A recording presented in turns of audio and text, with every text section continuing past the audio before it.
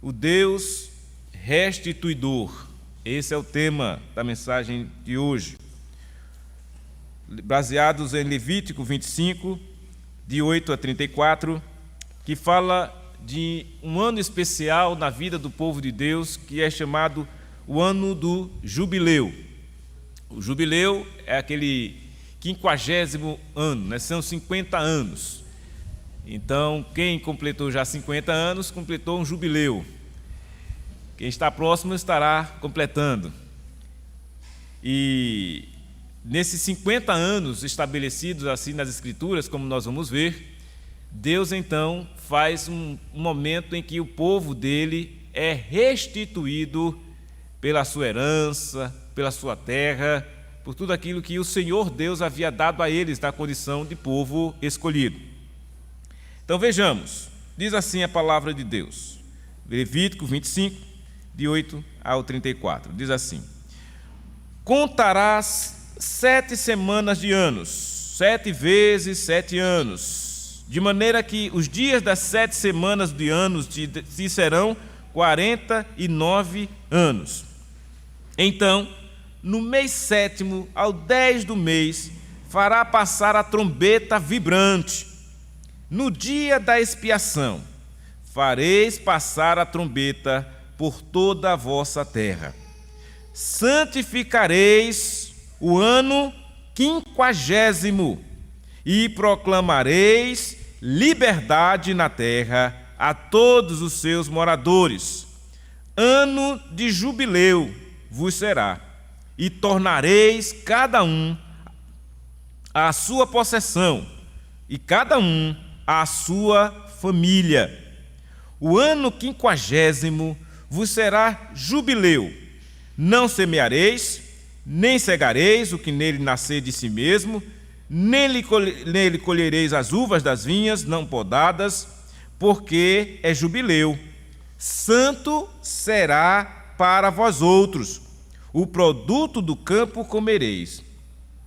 Neste ano do jubileu, tornareis cada um a sua possessão. Quando venderes alguma coisa ao teu próximo, ou a comprares da mão do teu próximo, não oprimas teu irmão.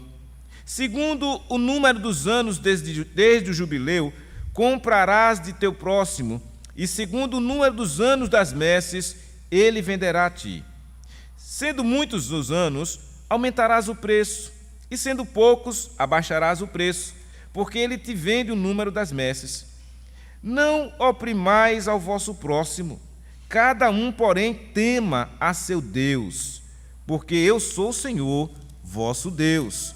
Observai os meus estatutos, guardai os meus juízos e cumpre-os, assim habitareis seguros na terra. A terra dará o seu fruto, e comereis a fartar, e nela habitareis seguros. Se disserdes, que comeremos no ano 7º, visto que não havemos de semear, nem colher a nossa messe, então eu vos darei a minha bênção no 6º ano, para que dê fruto por 3 anos. No 8º ano, semeareis e comereis da colheita anterior, até o ano 9º, até que venha a sua messe, e comereis da antiga. Também a terra não se venderá em perpetuidade, porque a terra é minha, pois vós sois para mim estrangeiros e peregrinos. Portanto, em toda a terra e da vossa possessão dareis resgate à terra. Se teu irmão empobrecer e vender alguma parte das suas possessões, então virá o seu resgatador, seu parente, e resgatará o que seu irmão vendeu. Se alguém não tiver resgatador, porém vier a tornar-se próspero e achar o bastante com que a remir, então contará os anos desde a sua venda, e o que ficar restituirá ao homem a quem vendeu, e tornará à sua possessão. Mas, se as suas posses não lhe permitirem reavê-la, então a que for vendida ficará na mão do comprador até o ano do jubileu. Porém, no ano do jubileu, sairá do poder deste, e aquele tornará à sua possessão. Quando alguém vender uma casa de moradia em cidade murada, poderá resgatá-la dentro de 1 ano. a contar de sua venda, durante 1 ano. Será lícito o seu resgate. Se, passando-se-lhe 1 ano, não for resgatada, então a casa que estiver na cidade que tem muro ficará em perpetuidade ao que a comprou. Pelas suas gerações, não sairá do poder dele no jubileu. Mas as casas das aldeias que não têm muro, em roda serão estimadas como os campos da terra. Para elas haverá resgate e sairá do poder do comprador no jubileu. Mas, com respeito às cidades dos levitas, as casas da cidade da sua possessão terão direito perpétuo de resgate os levitas. Se o levita não resgatar a casa que vendeu, então a casa comprada na cidade da sua possessão sairá do poder do comprador no jubileu, porque as casas das cidades dos levitas são a sua possessão no meio dos filhos de Israel. Mas o campo no arrabalde das suas cidades não se venderá, porque lhes é possessão perpétua. Até aqui, versículo 34. O que nós vemos, então, irmãos, de maneira muito evidente aqui no texto, é que o Senhor Deus, Ele é o dono da terra. O povo de Deus era peregrino. O povo de Deus estava apenas passando por um tempo. Mas quem era o dono da terra é Deus. Essa era uma consciência que todo judeu tinha. Ele sabia que quem estava distribuindo, quem estava dando a terra para eles usufruírem, era Deus. O salmista, no Salmo 24, diz assim: de quem pertence a terra? Vamos lá, Salmo 24, primeiro versículo. Ao Senhor pertence a terra e tudo o que nela se contém. Pertence ao Senhor a terra e tudo o que nela se contém. Então, o Deus soberano e criador é o dono. Então, Deus, Ele dá a quem Ele quer. Como Ele fez uma aliança com este povo, que Ele está trazendo de volta para a terra, que Ele está dando, Deus é quem está dando a terra para o povo. Então, nesse ano do jubileu, era um ano onde o povo ia perceber a ação divina para restituir a eles a herança que o Senhor já havia dado para eles.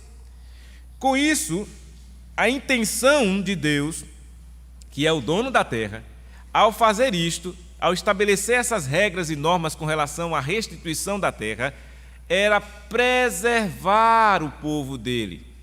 O que Deus quer com esse estabelecimento do ano do jubileu é preservar o povo dele, as famílias da aliança. O povo de Deus que, ora, havia sido disperso, foram morar no Egito, ficaram escravos, Deus os livrou do Egito, libertou, trouxe-os para a terra prometida. Quando eles chegam na terra prometida, já havia outros povos habitando ali. Havia os cananitas habitando ali. E eles tiveram que guerrear para possuir a terra. Porque o Senhor Deus dizia através de Moisés, dos profetas, Josué: olha, a terra é de vocês. É a terra que mana leite e mel. É do povo de Israel, é do povo de Deus. Eles tinham que voltar e possuir a terra. Mas, então, é necessário o Senhor Deus fazer isso que fez para mostrar uma equidade, um equilíbrio, porque poderia alguém vir e dizer, olha, e se tornar um latifundiário. O que é um latifundiário? É aquela pessoa que é dono de muitas terras. Então ele podia chegar, um desses membros do povo, né? Estamos aqui, e começava uma disputa e eles diziam, não, fulano de tal vai tomar mais terra do que o outro, e aí ficava aquela desigualdade. Aí o que é que Deus faz com essa norma, com essa regra, com esse estabelecimento do ano do jubileu? Olha, vocês vão tornar a sua terra e vão cada um a sua possessão, e cada um a sua família vai, olha, retomar a sua posse, a sua terra. Em que ano isso? No 50º ano, ou seja, no ano do jubileu. E olha só que interessante que aí no versículo 10 ele diz que é um momento onde está sendo santificado. Olhe, santificareis o ano 50º e proclamareis liberdade na terra a todos os seus moradores. Ou seja, era um ano também de libertação. Então, quem era escravo e era judeu, chegava no ano do jubileu, ele tinha o direito de ser livre. Era um estabelecimento que Deus estava dizendo. Não era uma coisa que... É certo que, segundo a história, o povo de Israel não cumpriu essa regra. Muitos do povo não cumpriram essa regra de guardar o ano do jubileu. E, por conta disso, foram punidos. Como? Deus não permitiu, Deus mandava inimigos para castigar o povo. Por quê? Porque o povo desobedecia. Então, é mais ou menos, exatamente, trazendo para uma aplicação atualizada para nós não temos hoje essa mesma regra que nos serve, né? A gente não precisa sair dizendo, olha, já vendi um terreno ali e depois de um tempo vou lá e pego de volta. Não tem isso hoje. Mas nós temos algo que podemos dizer assim: Deus nos resgatou desse mundo de trevas, dessa terra que está manchada pelo pecado, e nos fez um povo santo. Nessa condição de sermos povo santo, Deus disse, olha, está reservado para vocês uma herança eterna nos céus. Nos céus. Então a nossa herança já está reservada nos céus. Isso é importante entender, sabe para quê? Para que a gente não fique apegado a essa terra. Como muita gente fica, né? Apegado aos seus bens, ao que se tem, e briga. E aquelas famílias que, quando se tem uma herança para dividir, é uma briga a ponto de muitos até matarem uns aos outros para querer ter mais direito do que o outro. É uma situação terrível. Mas isso é próprio do coração humano, pecador, que é arrogante, que é soberbo, que é ganancioso. Muitos querem para si mais do que os outros. Então isso é próprio. Mas o que acontece? Quando se trata do povo de Deus, essas coisas, que é natural na vida dos homens, sem a graça de Deus, sem a salvação, não pode ocorrer dentro do povo de Deus. Por isso que o Senhor Deus aqui estabelece, com todo cuidado, tempos em tempos, onde o povo, olha, chegou um tempo, é o 50º ano, é o ano do jubileu, o povo todo se lembrava, esse ano é ano de liberdade. O Senhor nos libertou da escravidão, por isso também vamos libertar aqueles que estão sob a escravidão. O Senhor, nós vivíamos outrora sem terra, como peregrinos nesse mundo, numa terra estranha, mas agora estamos na nossa terra, e todos os nossos irmãos de sangue precisariam também estar junto conosco, então eles têm o direito de ter a sua terra. Então veja como, de maneira inteligente e divina, Deus agindo para manter e preservar o seu povo. Assim também, Deus nos preserva hoje, não para este mundo, mas Ele nos preserva para a eternidade. A sua preocupação não deve estar tão somente naquilo que você tem nessa terra. É claro que se você tem um bem, você deve zelar por ele. Se você tem um imóvel, se você tem um carro ou qualquer outra coisa, você tem que zelar por ele. Você não vai deixar, isso aqui é da terra mesmo, deixa isso acabar. Não, esse desleixo não é próprio. Você tem que cuidar daquilo que Deus lhe deu. Afinal de contas, tudo que você tem, foi Deus quem lhe deu. Alguém pode até dizer, como? Pois, se Deus lhe deu força para trabalhar, saúde para trabalhar, inteligência para você pensar, estudar, raciocinar, tudo isso vem de Deus, irmãos. Por isso que nós admitimos essa situação. Tudo vem de Deus. O que você tem hoje, em termos de bens, de produtividade, seja lá o que for, vem de Deus. Esse entendimento precisa estar claro na nossa mente e no nosso coração, para que assim possamos nos voltar para Deus em gratidão.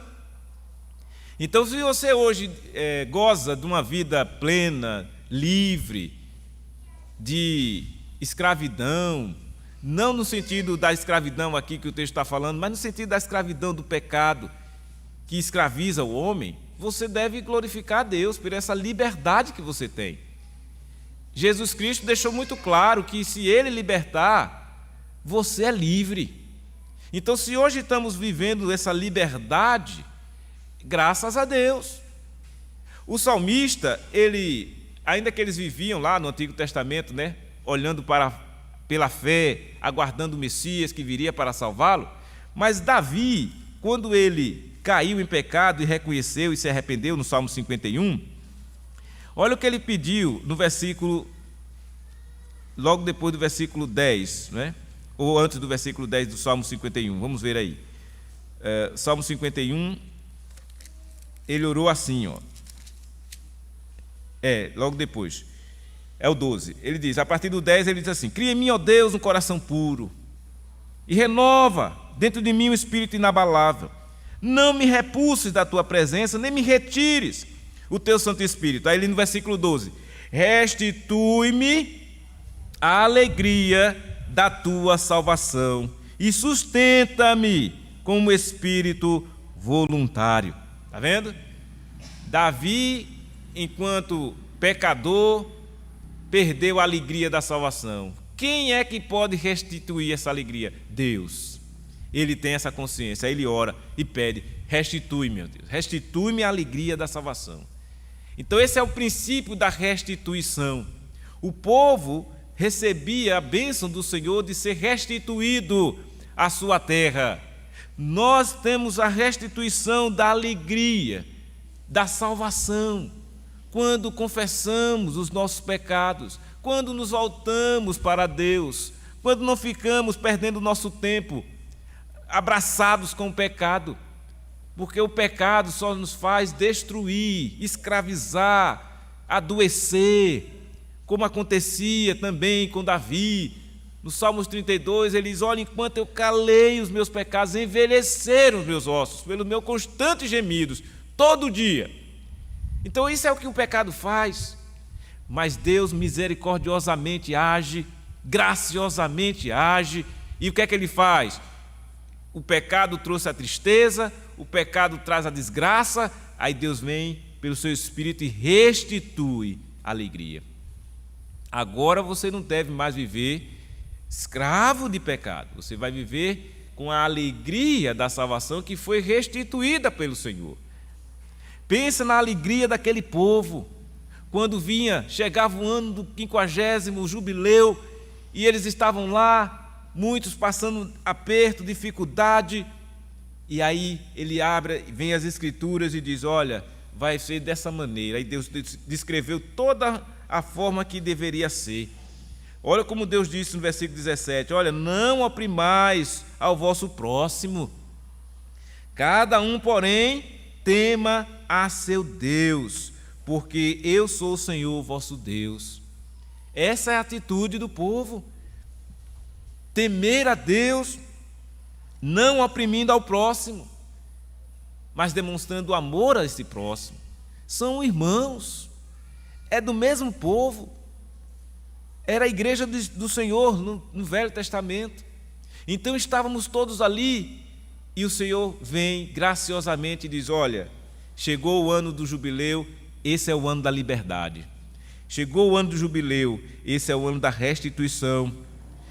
E como é que eles deveriam fazer? Ele disse: olha, neste ano do jubileu tornareis cada um a sua possessão.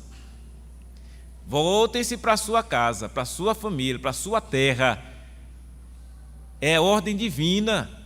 E quem estivesse lá ocupando aquele lugar que pertencia àquela família, né, não tinha que discutir, não. Se chegasse lá e apresentasse: olha, se apresentava, se identificava, e o Senhor Deus disse: tem que ser restituída essa terra. Ah, mas ele vendeu. O Senhor mesmo diz: olha, tem que ser devolvida a terra. Não havia discussão, não poderia haver debates, não é? Era uma ordem que vinha do próprio Deus para o povo. Lembrando que naquele tempo o governo era teocracia, né? Era o governo de Deus. Então Deus governava e Deus indicava e mandava como é que deveria proceder. E isso serviria para quê? Para preservar o povo, para mostrar que Deus era o dono da terra, mas também para mostrar que a herança da terra era um sinal de filiação. Quem recebia a herança tinha ligação com o povo, que é o povo santo, o povo de Deus. Logo, são filhos de Deus. Isso é muito importante, porque o apóstolo Paulo, lá em Romanos 8,17, ele diz: se somos filhos, somos também herdeiros. Todo filho herda, né? Naturalmente falando, todos os filhos herdam dos seus pais. Todo filho de Deus tem a sua herança. Olha que maravilha! E quem garante isso é o próprio Deus, que é o dono de tudo. Então, o Deus Todo-Poderoso garante ao seu povo a restituição da sua terra. Há também nesse povo a herança e a condição de que eles são filhos. Agora, vale ressaltar o seguinte: é para os filhos de Deus, não é para todo mundo. Isso que Deus estabeleceu aqui é para os seus filhos. Aqueles que pertenciam a Deus, que estavam ligados a Ele através de uma aliança. Deus fez uma aliança com o seu povo. E é exatamente nessa linha teológica, né, que nós nos baseamos, nós presbiterianos, da aliança de Deus com o seu povo. Por isso que nós fazemos o batismo infantil, como fizemos pela manhã. Nossos filhos pertencem como filhos da aliança, recebem o sinal da aliança. Nós não esperimos salvação aos filhos, nós não estamos dizendo que nossos filhos já estão salvos. Não, eles precisam da mesma fé que você tem e que eu tenho. É a fé em Jesus, eles precisam da ação do Espírito para a salvação deles. Mas no que tange a identidade do crente e sua família, é bom lembrar que Deus é um Deus de famílias. Deus é o Deus das famílias. Então, quando se tratava do povo de Deus, todas as famílias que compunham aquele povo, se tratava de famílias que estavam ligadas a Deus. Então, não tinha como desassociar. Os pais do Antigo Testamento não podiam deixar de fazer a circuncisão. Não podia. O menino nascia no 8º dia circuncidado. Era o sinal de que aquela criança pertencia ao povo de Deus. Veio o Novo Testamento, veio Jesus, veio a igreja do Novo Testamento. Qual o sinal que temos para identificar-se como parte da igreja? O batismo. E aí, os adultos são batizados, quando demonstram professam a sua fé em Jesus, creem, são batizados. Mas os filhos dos crentes, e esse adulto que foi batizado, se ele na sua trajetória de vida, ele era solteiro, ele depois casa com sua esposa, ambos estão na igreja e têm seus filhos, eles vão exatamente fazer o quê? Eu vou transmitir a fé que eu tenho para o meu filho. E ele batiza esse filho, não para salvá-lo, mas para dizer: olha, eu vou ensinar esse filho a fé que eu tenho. E pedir a Deus que use da mesma graça que usou para comigo, para com meus filhos. É assim que fazemos. E ficamos na expectativa. E fazemos a parte que nos cabe. Orar com ele, orar por ele, ensinar a palavra. Não pode, porque assim, o sinal, ele aponta para uma realidade. Mas essa realidade só será plausível e visível se fizermos a parte que nos cabe, como aquele voto que fizemos. Se nós negligenciarmos o voto que fizemos, não pode depois reclamar nem botar defeito no sinal. O sinal está posto. Batizem os filhos, mas não esqueçam dos votos. Quais foram os votos? Quais são os votos?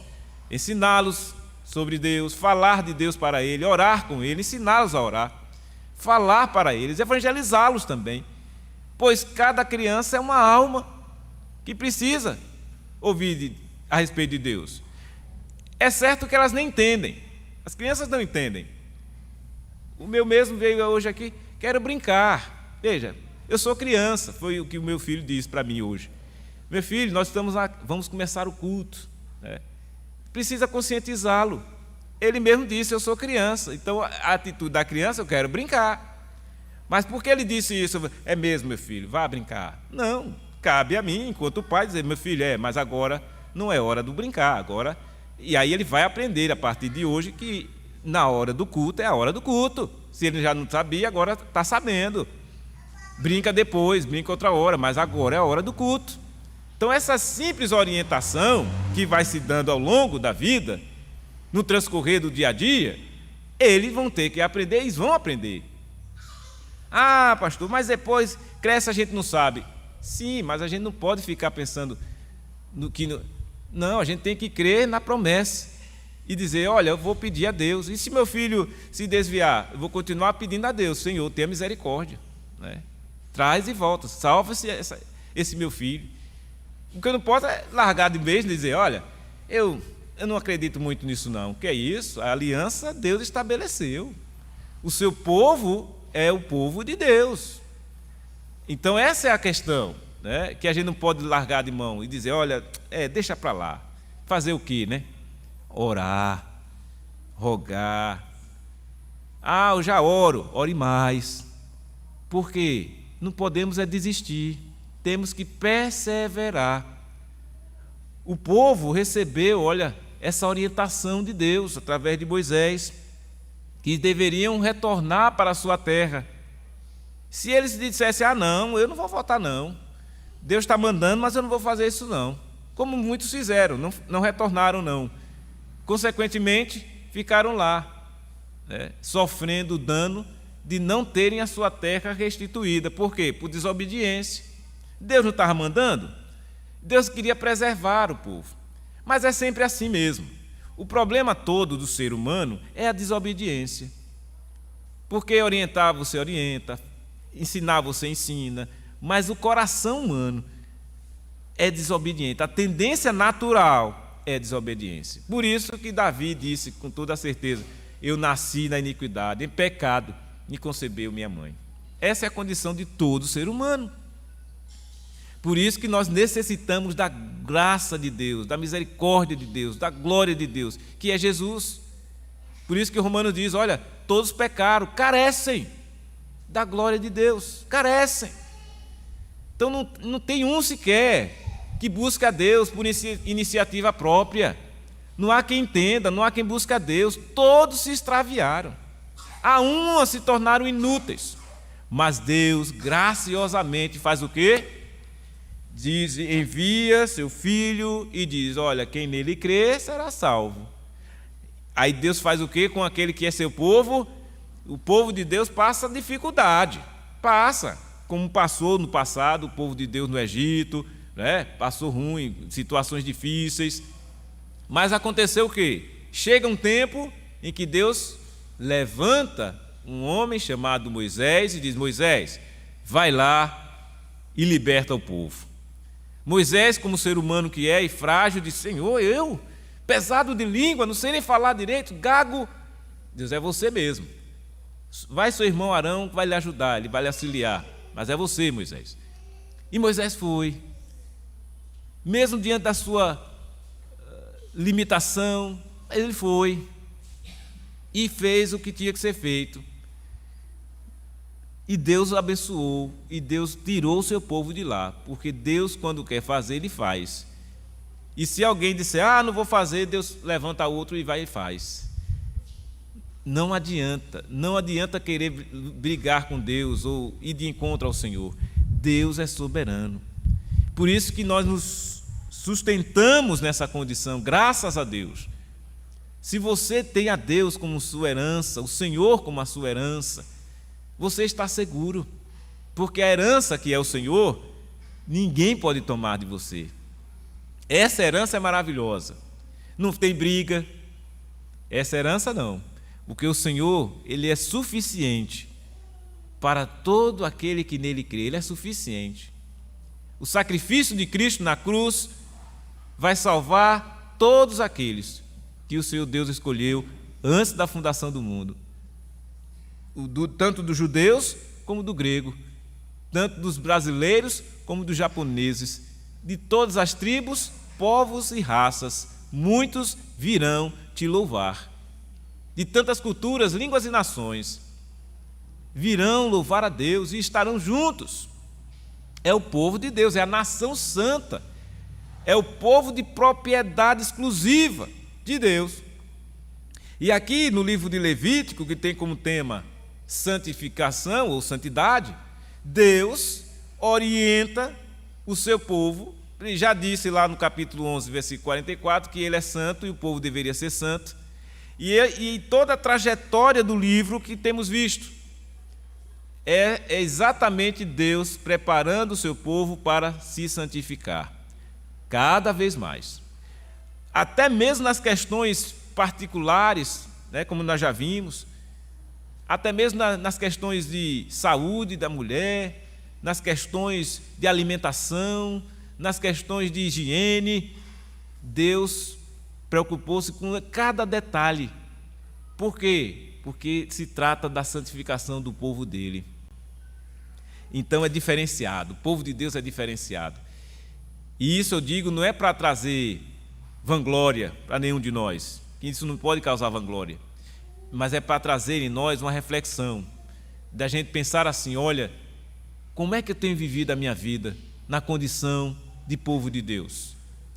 Como é que eu tenho usufruído da bênção que é ser chamado filho de Deus? Alguém que nasceu de novo, que estava perdido e foi achado, que estava sem rumo neste mundo, talvez crendo em tantas coisas e sendo desencaminhado até chegar o dia de encontrar o Evangelho, a boa nova de salvação, e crer em Jesus e ser salvo. E a partir deste momento, você dizer assim, agora eu sei o que é ser feliz, o que é ser bem-aventurado. Se porventura outrora você achava que ser feliz era ser rico, ter dinheiro, agora você sabe que não é. Se outrora você pensava que ser feliz era gozar de saúde, também não é. Ser feliz é bem-aventurado, né, a expressão que a Bíblia usa, é você ser salvo por Deus, por Jesus. É você ter a sua alegria restituída pela salvação que você tem. Se outrora você vivia uma vida triste, desanimado com as coisas, mas você quando se lembra, mas eu tenho a Jesus, eu estou salvo. Então, problemas existem, situações de adversidades existem, mas Jesus me preenche de alegria. Jesus traz o que em nós? Esperança. Esperança de quê? De vida eterna. Não é preocupação com as coisas daqui. Até existem, porque Deus diz que nós somos humanos e estamos sujeitos a isso.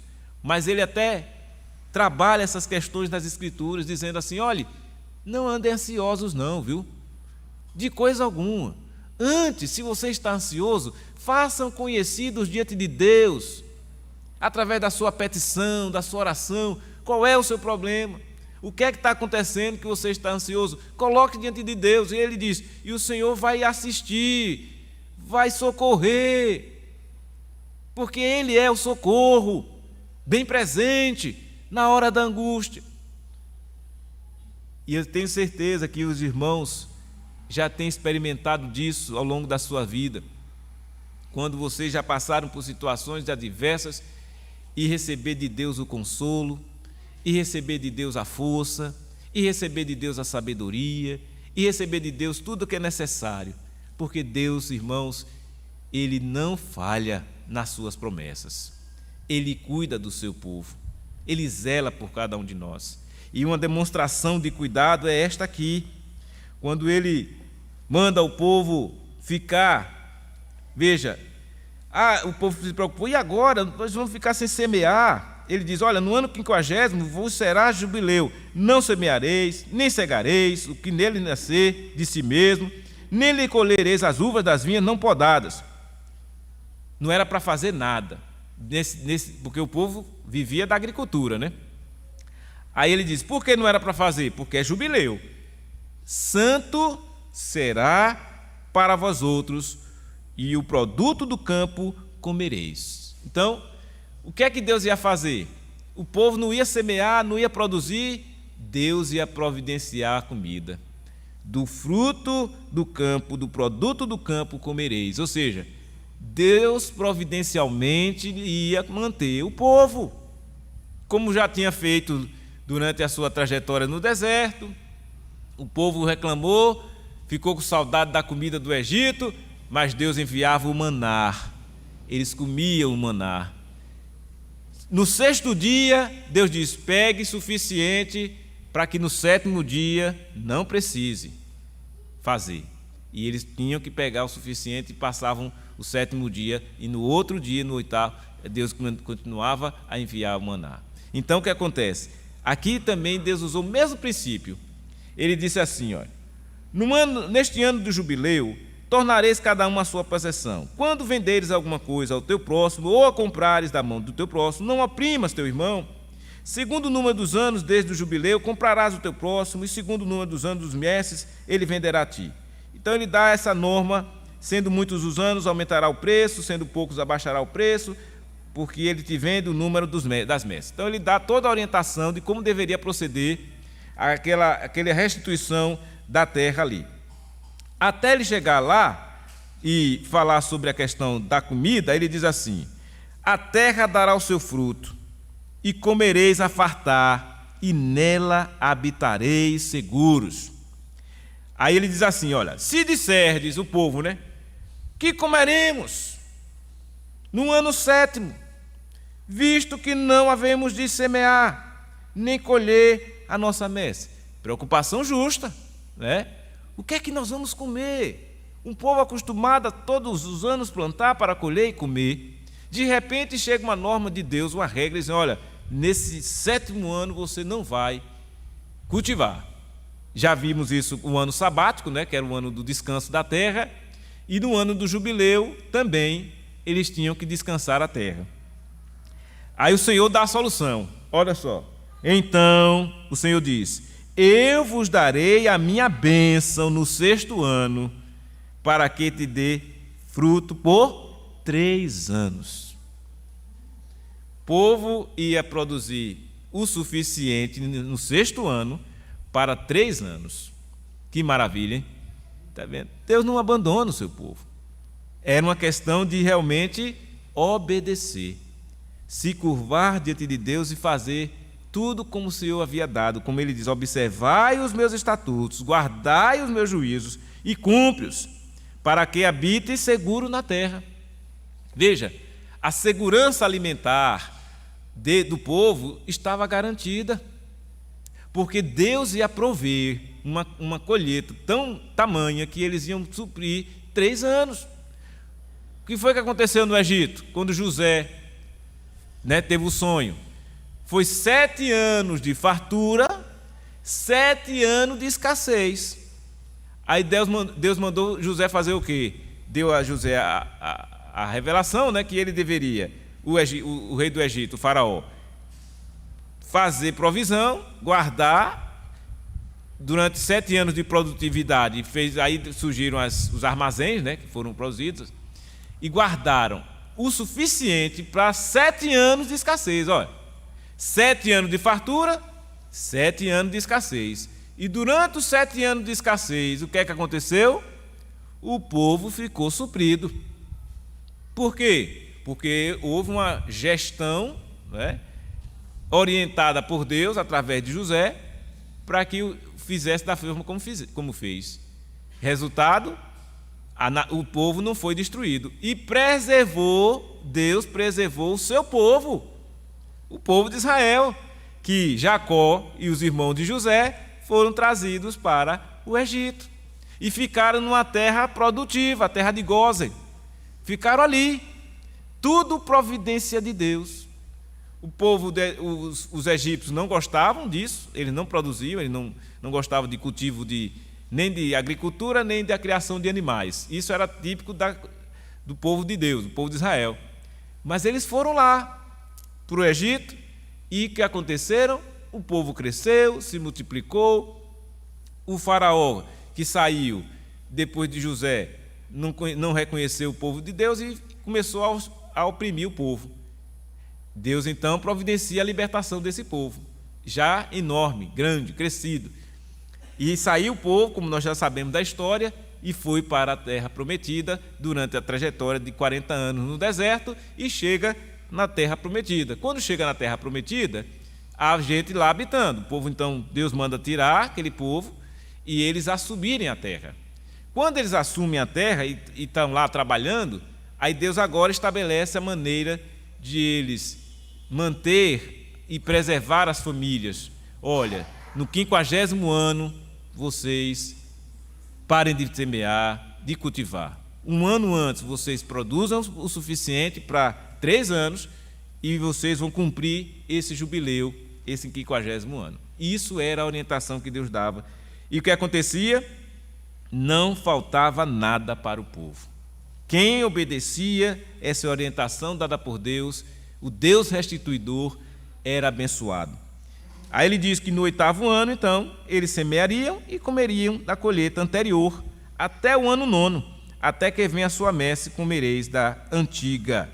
Então, meus irmãos, nós percebemos aqui que Deus, na condição de dono da terra, zelava pelo seu povo e restituía a terra para que o povo pudesse morar nela, estabelecia que deveria o povo dar aquele descanso para a terra, que depois certamente a produtividade ia ser ainda melhor e maior, como sempre.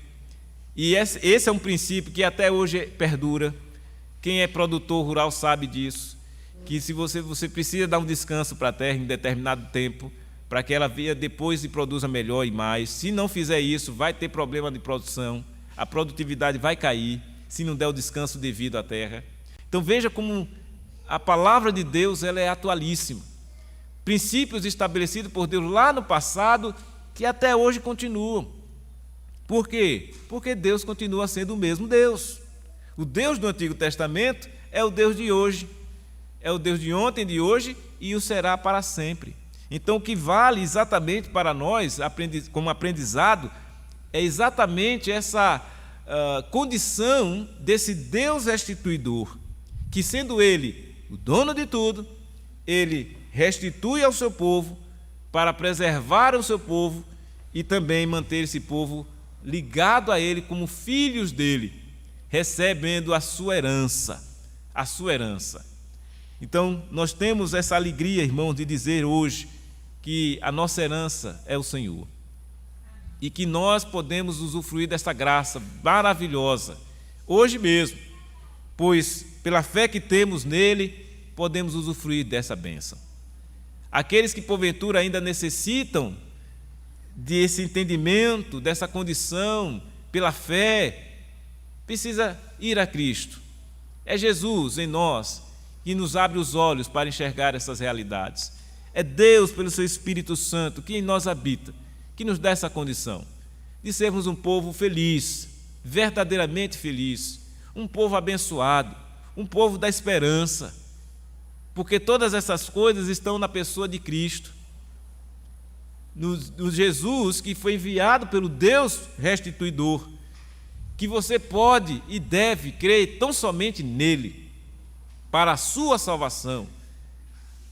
E aí as preocupações desta terra, com coisas, vai ficar em segundo plano, sempre em segundo plano. Por isso que lá nos Evangelhos, no livro de Mateus, ele disse assim: buscai o reino de Deus e a sua justiça em primeiro lugar. As outras coisas vos serão acrescentadas.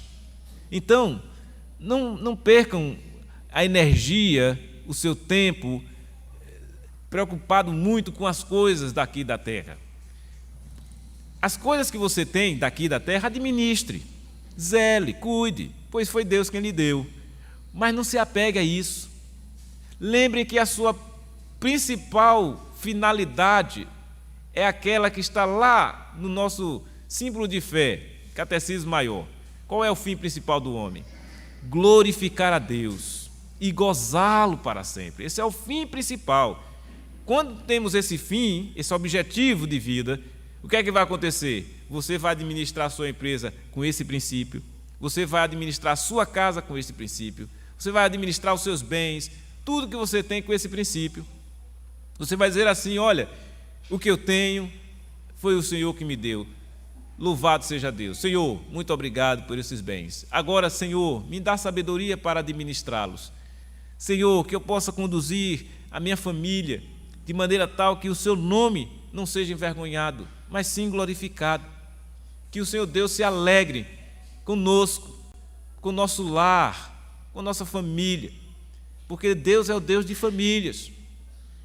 Então se alegre com isso. Se você é crente no Senhor Jesus, se tem uma família crente, louve a Deus por isso e usufrua dessa realidade maravilhosa, cultivando aquilo que o Senhor Deus estabelece na sua palavra.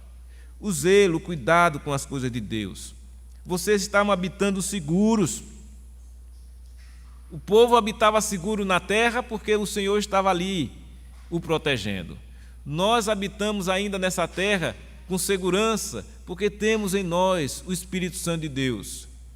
E, aliás, o mundo está um caos? Está. Mas por que estamos hoje aqui ainda, como igreja do Senhor Jesus, como luz deste mundo? Porque o Espírito Santo de Deus, que em nós habita, está exatamente segurando essa condição. De modo que quando o Senhor Jesus voltar e arrebatar a sua igreja, é o fim, é o juízo final, é a destruição de tudo. Então vejam, este mundo só não está destruído ainda, porque o Senhor Deus está preservando por causa da igreja, do povo dele. Quando ele vier buscar a sua igreja, acabou a história, acabou o mundo. E aí vai ser o fim, e aí vai ser o juízo que já está estabelecido pelo próprio Senhor Jesus. Quem é dele, filho dele, quem já vive nessa condição de ser servo de Deus, de ser filho de Deus e está observando os princípios estabelecidos por Ele na sua palavra, nos relacionamentos, nos tratos com família, com parentes, com familiares, com amigos, com as pessoas. O princípio está sempre nisso, amar a Deus e amar o próximo. Fazendo isso, eu vou cumprir a lei. E em fazendo isso, vou estar agradando ao meu Senhor, que requer isso de mim e de você. Isso significa o quê? Vida de santificação. E vida de santificação é o que agrada a Deus. É a vontade dele. Para você, para mim, é a nossa santificação. Então não tem para onde correr. Aliás, tem. É correr para Jesus. É correr para os braços do Pai e dizer: Senhor, a minha vida eu te entrego. Que bom podermos usufruir desta graça e bênção de Deus, dizermos assim: olha, eu pertenço ao Senhor. Terrível é a pessoa ficar assim: eu não sei, como muitos respondem por aí afora. Se você perguntar quem é Jesus, quem é Deus, a pessoa diz: eu creio em Deus, Jesus é o Salvador de nós todos. Mas ela mesma não tem essa convicção, ela joga para todo mundo porque no genérico, mas não é assim. Jesus é um Salvador pessoal. Ele salva cada um de nós. Ele salvou cada um de nós. Há de salvar cada um do seu povo, eleito antes da fundação do mundo. E quem é este povo eleito? São os que creem, os que já creram, os que estão crendo hoje aqui, os que vão crer ainda pela frente. São esses que são eleitos de Deus, porque só vão crer justamente porque Deus os escolheu. Essa é a segurança que temos. Estamos aqui na condição de povo? Estamos. Somos o povo de Deus? Sim, uma parte, pequenina parte do povo de Deus, é verdade, porque são milhões e milhões de pessoas que fazem parte deste povo maravilhoso que é o povo de Deus. E aquela parte que estava vivendo lá no Antigo Testamento, no livro de Levítico, no tempo dos Levíticos, era um povo que tinha saído de um período de escravidão, era um povo que tinha vindo e veio visto as obras de Deus, mas era um povo de dura cerviz, era um povo que tendia a pecar, como é o povo de hoje. Somos o povo de Deus? Somos. Fomos salvos pela graça? Fomos. mas temos aquela tendência a ir para o pecado. Aí o que é que Deus faz? Ele nos socorre, Ele nos alerta, Ele diz: cuidado, não vai por aí, olha, o princípio é este, eu sou o Senhor teu Deus, não terás outros deuses diante de mim, se voltem para mim, amem tão somente a Deus e amem também o seu próximo. Então você vai demonstrar nisso que você faz parte desse povo, sem nenhuma dificuldade. Quando se tem muita dificuldade para dizer assim, porque eu digo isso porque tem gente que acha assim: não, quando eu quiser eu vou ser crente. Ou outros dizem assim: não, pai, eu sou crente, mas tem nada não de viver assim, uma vida relaxada. Claro que tem, nem 8 e nem 80. Você sabe, nós sabemos que não é pela vontade meramente do homem que alguém é salvo, é pela vontade de Deus. Mas uma vez que essa vontade de Deus é feita no coração de alguém, essa pessoa não pode, se torna filha de Deus, ela não pode viver de uma maneira como vivia outrora. Isso está claro nas Escrituras. Não tem como. O povo de Deus tem que estar sempre lembrando: olha, eu fui escravo, mas agora eu não sou mais. Olha, o dono da minha vida é Deus. Então eu devo adoração a Ele, servir a Ele. O que acontece muitas vezes? As pessoas, muitas, nem sequer lembram de Deus. Há ainda aqueles que são loucos e dizem que Deus nem existe, os insensatos, os ateus. E há ainda aqueles que fingem, que dizem que acreditam em Deus, mas vivem como se Deus não existisse. Existe esse tipo de coisa. Mas também existe aquele que crê, aquele que de fato entende conscientemente de que pertence a Deus, de que você nasceu de novo, de que você é povo de Deus, é filho ou filha de Deus e, portanto, aguarda a sua herança. Já sabe que tem uma herança para você, que não está preso a este mundo. A herança sua é eterna. Então, é uma herança incalculável.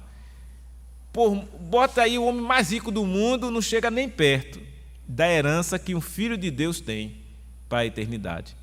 Porque a nossa herança é viver eternamente na presença do Pai. E a herança do povo do mundo? Fia acaba, a ferrugem corrói, a traça, a pessoa morre e não leva nada, fica aí, serve de briga, em muitos casos, e outros não. Mas é isso. Então, para nós, o que é mais importante de tudo isso? É reconhecermos que o nosso Deus é o dono de tudo. Reconhecermos que a ação de Deus foi para preservar o seu povo em todo o tempo. E que Deus nos torna seus filhos, e como filhos, somos também herdeiros. Então, que você saia dessa noite certo dessa condição. Que viva a sua vida comum no lar, no trabalho, no dia a dia, nessa expectativa. Olha, eu trabalho muito, mas é para a glória de Deus. Olha, eu estou fazendo isso, não é para juntar riqueza, não. É para ter uma vida melhor, uma condição melhor e servir a Deus através disso. Porque Deus não se agrada do preguiçoso, Deus não se agrada do relaxado, daquele que não liga a nada. Não, Deus não se agrada disso. Deus se agrada do homem e da mulher que gosta, que ama a Deus e que ama o próximo. E por causa disso, está disposto a trabalhar, está disposto a estudar, está disposto a cuidar bem da casa, está disposto a cuidar bem da família. E tudo para a glória de Deus. Essa é a grande diferença. E que Deus então abençoe, meus irmãos, a sua vida, abençoe a vida da sua família e que todos sejamos tomados por esse sentimento maravilhoso de que temos a alegria de pertencermos a Deus, de que somos cheios de esperança no Senhor e que, portanto, possamos viver a nossa vida perseverando até o fim, que certamente o Senhor vai nos dar a coroa da vida. Oremos então. Ó Deus eterno, Pai maravilhoso, obrigado, Senhor, por este dia, por esta noite que aqui estamos prestando esse culto a Ti que é devido, e rogamos, ó Deus, a Tua bênção sobre a vida do Teu povo. Obrigado, ó Deus, pela restituição que o Senhor fez em nós, nos trazendo alegria pela salvação que nos deste. Ó Deus, que nos livre das quedas que tomamos, dos pecados que praticamos, que o Senhor já nos perdoou na cruz, nos libertou, que não nos tornemos mais escravos de nenhum deles, mas que sim, ó Deus, sejamos servos teus, homens e mulheres a servir ao Senhor com alegria.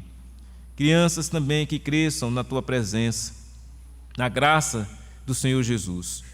Ó Deus, assim oramos e pedimos a tua bênção e a tua misericórdia sobre nós, em nome do Senhor Jesus, aquele que vive e reina para todos sempre. Amém. Receber a bênção, irmãos, que a graça do Senhor Jesus, o amor de Deus, o nosso Pai, e a comunhão do Divino Espírito Santo esteja sobre todos vós e sobre toda a igreja do Senhor Jesus, espalhada na face da terra, hoje e para todos sempre.